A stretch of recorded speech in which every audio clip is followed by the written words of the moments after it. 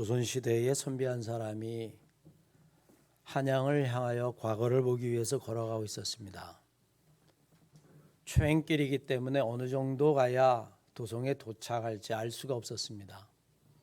그는 궁금하기도 하고 힘이 들기도 해서 길을 가다가 밭에서 일을 하고 있는 노인에게 묻습니다. 여기서 얼마나 가야 도성에 닿을 수 있습니까? 그러자 노인은 아무 이야기도 하지 아니하고 글쎄요 그러면서 자기 일을 계속하는 것이었습니다. 선비는 저 노인이 한양까지 가본 적이 없어서 길을 잘 모르는가 보다 그렇게 생각을 하고 그는 가던 길을 재촉을 했습니다. 그 선비가 노인으로부터 제법 멀어졌다라고 느낄 무렵 뒤에서 노인이 큰 소리로 외쳤습니다.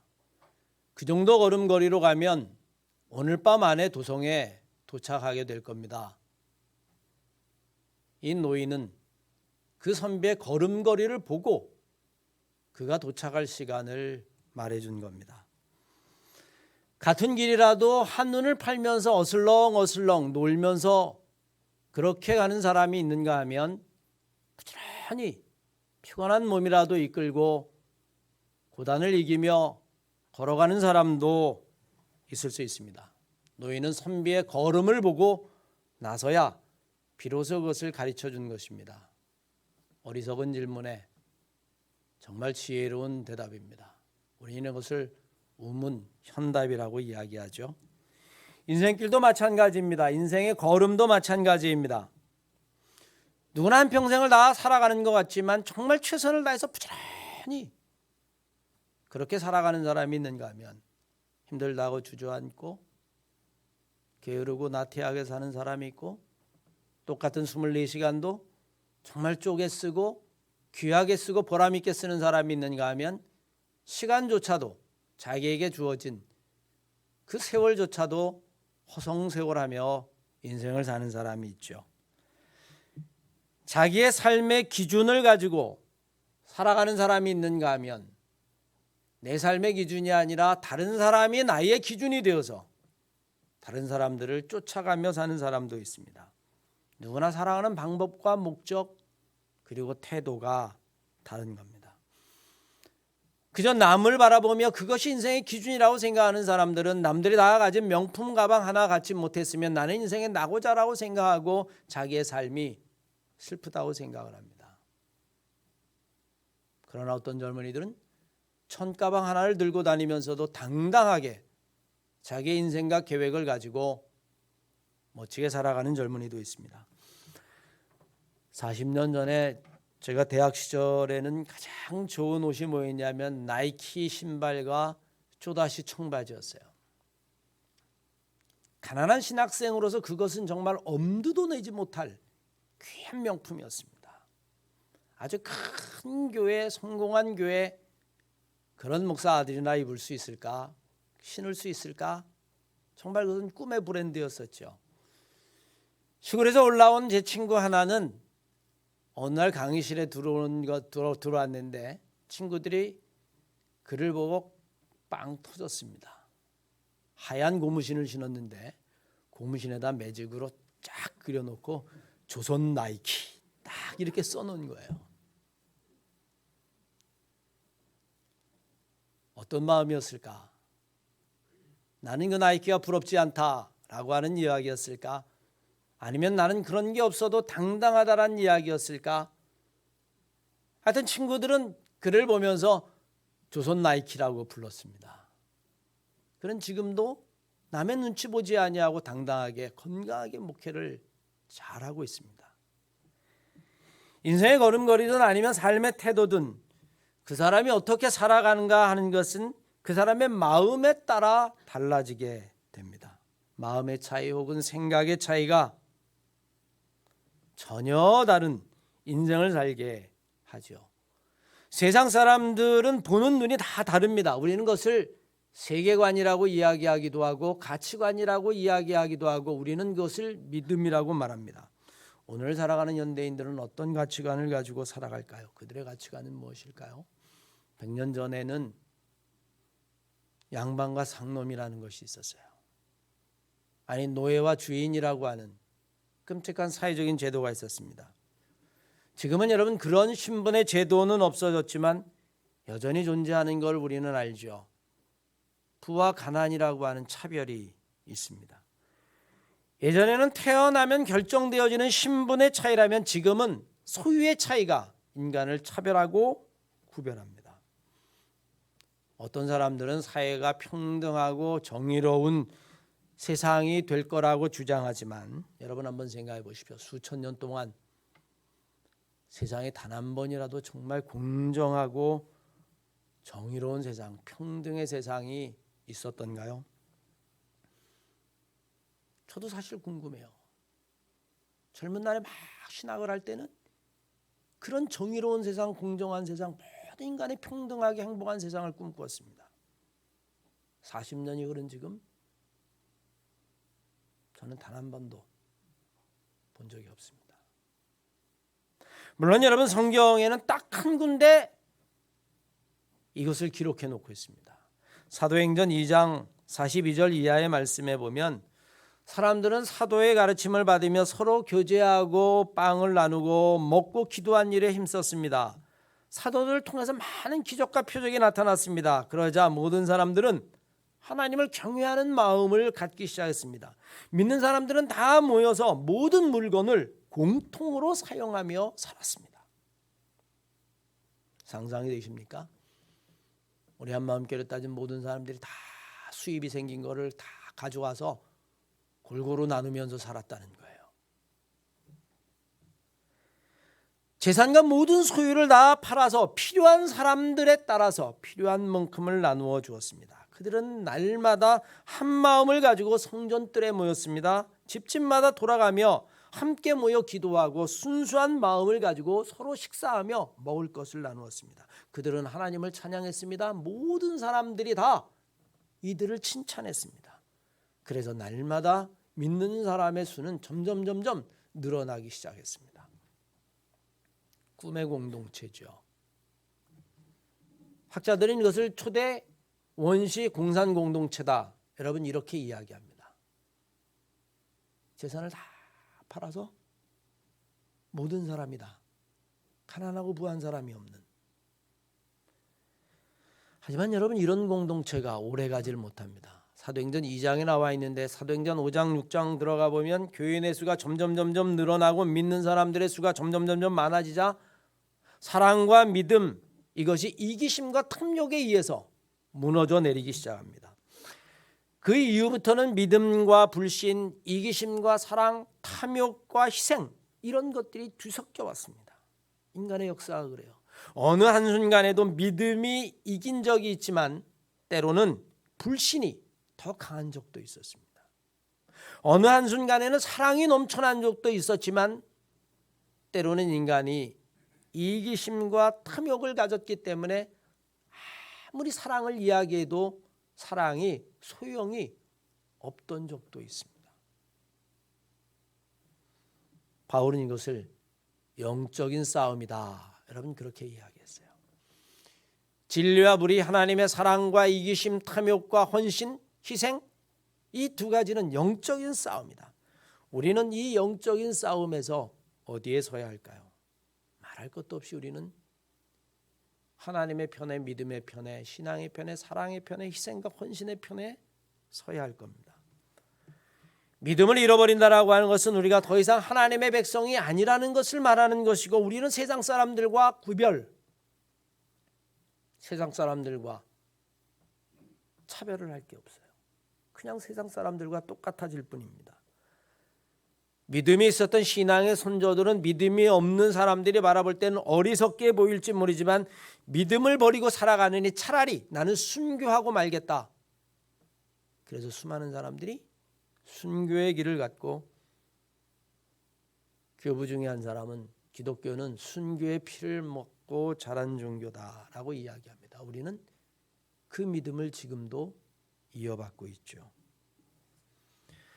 하나님을 믿는 사람은 분명히 세상의 사람들과는 다른 마음가짐을 가지고 살아가야만 합니다. 우리는 이것을 믿음이라고 이야기하고 믿음의 차이가 삶의 차이를 만들어내고 이 믿음의 차이는 가치관의 차이를 만들어내고 세계관의 차이를 만들어내고 심지어는 같은 사람이라도 하나님에 대한 믿음이 있었을 때와 믿음이 없었을 때가 전혀 다른 삶의 모습을 보이고 있음을 우리는 압니다. 베드로를 생각해 보십시오. 고기 잡는 것이 인생의 낙이었습니다. 그에게 기쁨이라면 오직 하루하루 나가서 많은 고기를 잡아 만선하는 것, 그 외에는 아무것도 생각할 수 없었습니다. 저도 동해에서 목회를 해봤지만 그래요. 하루 가서 만선을 하고 오면 손주도 좋고 손장도 좋고 두둑하니까 그날 잘 먹고 즐기고 먹고 마시는 겁니다. 그게 다예요. 그리고 그 다음날 만약에 고기가 잡히지 않으면 빈털터리에 들어와서 낙심하는 것, 아마 그게 베드로의 삶이었을 겁니다. 그러나 예수에게 부름받은 이후에 베드로의 삶은 더 이상 고기를 낚는 어부가 아니라 사람을 낚는 어부가 되었고, 더 나아가서 그가 낙심하고 있었을 때 부활의 주님을 만난 이후의 삶은 전혀 다른 삶이었어요. 똑같은 인생인데도 다른 삶을 삽니다. 다메섹 도상에서 예수를 만나기 이전의 사도 바울, 사울이었죠. 그의 삶은 그리스도를 믿는 자를 핍박하던 삶이었어요. 그런데 그가 다메섹 도상에서 그가 주님을 만난 이후에 그는 오히려 자기가 핍박하던 예수를 증거하는 증인의 삶, 고난을 마다하지 않고 오히려 고난 가운데 순교하는 삶으로 바울의 삶은 바뀌게 됩니다. 믿음이 다른 삶을 살게 한 거죠. 우리들이 너무나 잘 아는 삭개오라고 하는 세리장이 있습니다. 그의 인생의 목표가 있었다면, 그의 인생의 걸음이 있었다면 오직 돈을 향하여 달려가는 것이었습니다. 얼마나 많이 악착같이 인생을 살았으면 그건 세리 가운데 장이 되었었습니다. 그런데 그가 뽕나무 위에 올라갔다 예수 그리스도를 만난 이후에 그의 삶은 완전히 달라집니다. 인생의 방향이 달라질 뿐만이 아니라 그의 걸음이 달라집니다. 주님에게 이야기합니다. 내가 남의 것을 만약에 부당하게 뺏은 것이 있으면 내가 그들에게 4배나 갚아줄 뿐만이 아니라 내 재산을 다 팔아 절반을 가난한 자들에게 쓰겠습니다.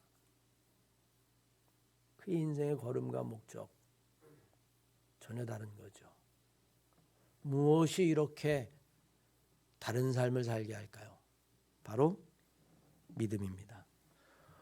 오늘 본문은 우리에게 믿음으로 행한 일들을 언급합니다. 믿음이 있는 사람은 그 믿음을 따라 살기 때문에 없는 사람과는 전혀 다른 삶을 살게 된다는 것입니다. 그러면 우리는 믿음을 따라 사는 사람은 어떤 삶을 살까요? 오늘 본문 말씀은 믿음으로 사는 사람은 결코 사람을 바라보지 아니하고 하나님만 바라본다고 분명하게 말합니다.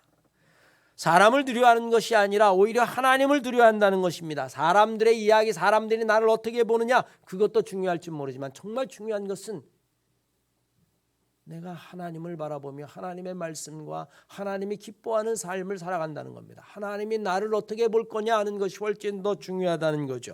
23절 말씀을 보시오. 믿음으로 모세가 났었을 때에 부모가 아름다운 아이임을 보고 석 달 동안 숨겨 왕의 명령을 무서워하지 않았다. 여러분 그렇게 이야기합니다. 그 당시에 왕의 명령을 무서워하지 않았다. 무슨 말씀인지 아십니까? 지금처럼 뭐 벌금이나 여러분 그런 게 아니에요. 대통령을 모독하고 모욕하고 아니면 아무리 행동을 해도 험한 행동을 해도 여러분 이 민주주의 사회 속에서는 그저 벌금이나 아니면 뭐 집행유예 정도로 끝나고 말죠. 그런데 그 당시에 왕의 명을 어겼다라고 하는 건 여지가 없습니다. 무조건 사형입니다.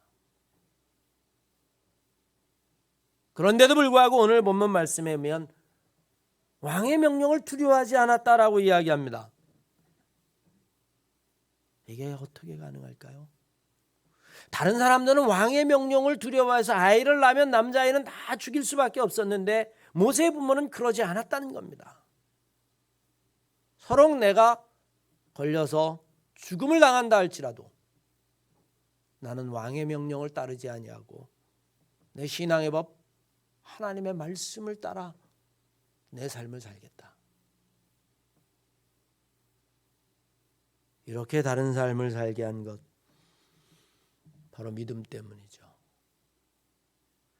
모세의 분모나 모세는 하나님을 더 두려워했다는 이야기입니다. 아니, 하나님 앞에서의 자기의 모습이 사람들 앞에서 자기의 모습보다 훨씬 더 소중했다는 이야기죠. 주기철 목사님의 순교관에 가면 그가 일제시대 때 그렇게 박해를 받고 결국엔 고문에 의해서 생명을 잃게 되어지는데, 거기에 보면 여러분 들어가는 입구에 그렇게 써 있어요. 내가 지금 주님을 모른다 하면 내가 천국에 갔을 때 주님은 나를 뭐라 하실까? 그게 순교의 이유입니다. 그 주기철 목사님이 기도했던 것 가운데 하나가 뭐냐면, 하나님, 내가 고문을 당해서 너무너무 고통스러워서 이 육신의 고통 때문에 내가 하나님을 모른다 할까 봐 너무너무 두렵습니다. 고문이 두렵습니다. 매 맞는 게 두렵습니다. 여러분, 그의 일기에 쓰여 있어요. 여러분, 누군가 여러분을 무지막지하게 몽둥이로 후려 팬다고 생각해 보십시오. 과연 예수를 그래도 끝까지 인정할 수 있는 사람이 몇이나 될까?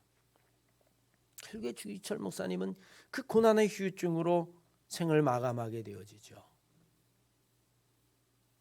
그런데 그가 그 고난을 이길 수 있었던 것은 딱 하나였어요.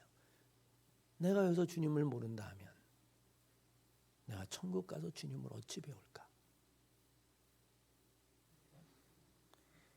믿음이 있는 사람은 하나님보다, 하나님을 더 세상에 있는 사람들보다 하나님을 더 사랑하고 하나님을 더 두려워하는 것입니다. 마태복음 10장 28절 이하의 말씀에 보면 이런 말씀이 있습니다. 몸은 죽여도 영혼을 능히 죽이지 못하는 자들을 두려워하지 말라. 사실 이 이야기는 인생은 건강해도 죽고 병들어도 죽고 고통 가운데 있어도 죽고 행복한 가운데 있어도 죽는다는 겁니다. 자기의 뜻대로 해도 죽고, 아무리 인생을 자기의 멋대로 자기가 하고 싶은 대로 다 하며 살아도 결국엔 죽고, 오직 몸과 영혼을 능히 지옥에 멸하시는 자를 너희는 오히려 두려워하라. 그렇게 이야기합니다. 오늘 모세의 부모는 믿음을 따라 살았기 때문에 그 당시에 있는 사람들과는 분명히 다른 삶을 살았어요. 저는 바라보는 우리 사랑하는 한마음교회 성도 여러분들이 세상을 따라 사는 그런 처세술도 여러분 우리들에게 중요하겠지만, 그보다 더 중요한 것, 어떤 순간에도 믿음을 가지고 다른 삶을 살아갈 수 있는 신앙의 용사들이 다 되시기를 주님의 이름으로 간절히 축원합니다. 한 걸음 더 나아가서 믿음은 현재보다 미래를 더 마음에 두는 것입니다. 세상 사람들의 가장 중요한 것이 있다면 바로 이 순간입니다. 이 순간 편한 것이고, 이 순간 행복한 것이고, 이 순간 건강한 것이고, 왜냐하면 죽음 이후에 소망이 없기 때문입니다. 그래서 우리들 속담에 뒤엄밭에 굴러도, 걸음밭에 굴러도 이승이 좋다라는 말이 있습니다. 이 세상이 좋다는 거죠. 오늘 보면 말씀에 애굽의 왕자 모세, 그는 그 당시에 누리던 부귀영화의 정점에 있었다라고 하는 사실을 알아야만 합니다. 더 큰 부귀영화는 없어요. 지금 대통령들이 누리는 이런 부귀와 모세 시대의 왕이 누리는 부귀와는 그 절대 권력은 비교조차도 되지 않습니다. 모세는 이 모든 것들을 다 버렸다라고 이야기합니다. 24절 이하의 말씀을 보십시오. 믿음으로 모세는 장성한 다음에 바로의 공주의 아들, 왕자라고 칭함을 받는 것, 그것을 오히려 거절하고 하나님의 백성과 함께 고난받기를 잠시의 세상의 낙을 누리는 것보다 더 사랑했다. 모세가 지금 부귀영화를 버릴 수 있었던 것은 오직 하나죠. 눈앞에 있는 그 부귀영화, 누릴 수 있는 그 세상에 있는 모든 즐거움과 행복을 버릴 수 있었던 것은 오직 하나, 하나님의 백성이 되는 것이 훨씬 더 소중했기 때문입니다. 현재의 것만을 삶으로 살아가는 모든 사람에게는 절대적으로 소망이 없습니다. 이완용의 삶이 그렇죠. 예전에 여러분 식민지사를 읽다 보니까 이완용의 변명이라고 하는 구절을 읽은 적이 있어요. 그의 생각은 이런 것이었습니다. 조선은 독립은 불가능하고 조선은 이제 없어질 것이다. 그러니 나는 일본에 협조하면서 부귀와 영화를 누리겠다. 사실 여러분 그렇죠. 36년이라는 시간을 생각해 보십시오. 우리가 한일합방이 1910년이 됐는데 그때의 젊은이가 중년이 될 때까지 나라를 찾지 못한다면 누가 소망을 가질 수 있겠어요? 그것도 뭐 아슬아슬하게 싸워서가 아니라 군대는 비교도 되지 않냐고 현실을 바라보고 지금 우리들에게 주어진 이 상황을 바라보면 대한민국이 그 강대한 일본을 꺾을 수 있을 것이라고 하는 그 상상은 어린애도 할 수 없는 것이었어요. 조선은 이제 끝이다. 무슨 독립이냐? 그러니 지금의 즐거움과 낙을 누리는 것이 그것이 지혜로운 것이고 똑똑한 것이고 나는 그렇게 인생을 살겠다. 그런데 여러분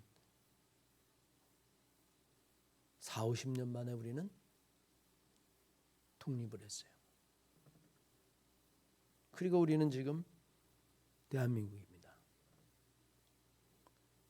믿음이 있는 사람은 현재만 가지고 살아가지 않습니다. 성경에 나오는 가룟 유다의 삶도 그렇습니다. 내일을 보지 않는 사람은 지금이 중요합니다. 가룟 유다의 삶을 살 수밖에 없습니다. 예수가 죽으며 그는 모든 것이 끝났다고 생각했습니다. 주님에 대한 믿음도 사라져버리고 말았어요. 오직 지금 있는 상황과 현실만 직시한 겁니다. 주님이 아무리 부활을 이야기해도 그는 믿음이 없었기 때문에 그 이야기를 따를 수가 없었습니다. 그는 예수를 판 사람이 되어버리고 말았죠. 그러나 여러분 마리아와 여인들은 예수의 그 이야기를 마음에 담았습니다. 전혀 다른 삶을 살게 했죠. 부활의 증인이 되고 그들이 정말 사도가 무엇인지를 우리들에게 가르쳐주고 있는 위대한 여성 사도들이 된 겁니다. 저는 바로 원하기는 우리 한마음교회 성도 여러분들이 오늘을 살아가는 처세술도 우리들이 배우는 건 중요하겠지만 그보다 더 중요한 건 지금이 아니라 미래의 소망을 가지고 살아갈 수 있는 그런 믿음으로 분명히 다른 삶을 살아갈 수 있는 성도들이 되시기를 주의 이름으로 간절히 축원합니다. 그토록 믿음으로 이 세상의 낙보다 믿음은 이 세상의 낙보다는 하나님의 나라를 더 소망하게 만드는 것입니다. 히브리서 11장 6절 이하의 말씀을 보십시오. 믿음이 없이는 하나님을 기쁘게 하지 못한다라고 이야기합니다. 하나님께 나아가는 자는 반드시 그가 계신 것과 또한 자기를 찾는 자들에게 상 주시는 이심을 믿어야 할 것이라고 이야기합니다. 상을 바라본다라고 하는 것은 미래의 소망을 품는다라고 하는 이야기입니다. 믿음이 낳는 소망이 있을 때 우리는 세상의 혼란과 고난을 이길 수가 있어요. 그게 기독교의 역사고 순교의 역사고 신앙의 역사고 믿음의 역사입니다. 그게 없는 사람들은 결국엔 믿음을 버리게 되고 믿음의 파산자가 되어져 버리고 말고 결국에는 세상 사람들과 하나도 다름이 없는 똑같은 삶을 살게 되어지죠. 사도 바울이 예수를 핍박하던 자에서 예수의 증인이 된 것 그는 디모데후서 4장 6절 이하의 말씀에 보면 자기의 인생을 돌이켜보면 이렇게 말합니다. 내가 이제 마지막 달려갈 길을 다 달려가고 이제 내가 떠날 시간이 되었다. 나는 선한 싸움을 싸우고 마지막 순간까지 나는 믿음을 지켰다. 이제 하나님께서 이 믿음을 가지고 살아온 내 삶을 보시고 내 삶을 평가하시고 그리고 나에게 상을 주실 것이다. 의로운 재판장이신 하나님이 내 삶을 판단하실 것이다. 그 전에 바울은 사람의 평가와 사람의 인정이 그의 판단의 기준이었지만 그는 분명히 마지막 고난, 죽음을 앞두고 하나님이 내 삶의 재판장이 될 것이다. 여러분 그렇게 이야기합니다. 이 땅에 있는 낙이나 즐거움이 아니라 하나님의 나라를 더 소망했다는 것이죠. 바울은 자신의 삶을 오직 생명의 면류관을 바라보는 삶으로 이야기합니다. 그리고 이 땅에서의 궁극적인 목적이 바로 그것이라고 이야기합니다. 그는 분명 사람들과도 다른 삶을 살았지만 예수를 담에 속에서 만난 이후에 그는 분명히 다른 삶을 살았어요. 무엇이 그를 다른 삶을 살게 했을까요? 믿음이 다른 삶을 살게 한 겁니다. 우리는 지금 우리 스스로에게 물어야만 합니다. 나는 지금 믿음을 가지고 세상을 살아가는가, 아니면 하루하루 주어진 상황에 의해서 세상을 살아가고 그때그때 맞춰서 살아가고 있는가. 그리고 우리는 그 답을 오직 한 군데서 찾아야만 합니다. 예수 그리스도의 말씀, 그리고 예수 그리스도가 우리에게 보여주신 삶의 모습과 걸음, 그것이 바로 십자가의 길이고 죽음의 길이고 부활의 길인 그분이 걸어가셨던 길, 그 길만이 우리의 인생의 해답이 되고 길이 되는 거예요. 사랑하는 한마음교회 성도 여러분, 인생의 길을 걷는 사람의 발걸음은 다 다릅니다. 목적지도 다르고 태도도 달라요. 우리는 어디에서 인생의 정답을 찾아야 할까요? 예수 그리스도의 걸음에서, 그분의 말씀에서, 그분의 인생 속에서, 그분의 십자가와 죽음과 부활 속에서 그 길을 찾는 우리 한마음교회 성도들 다 되시기를 주의 이름으로 간절히 축원합니다.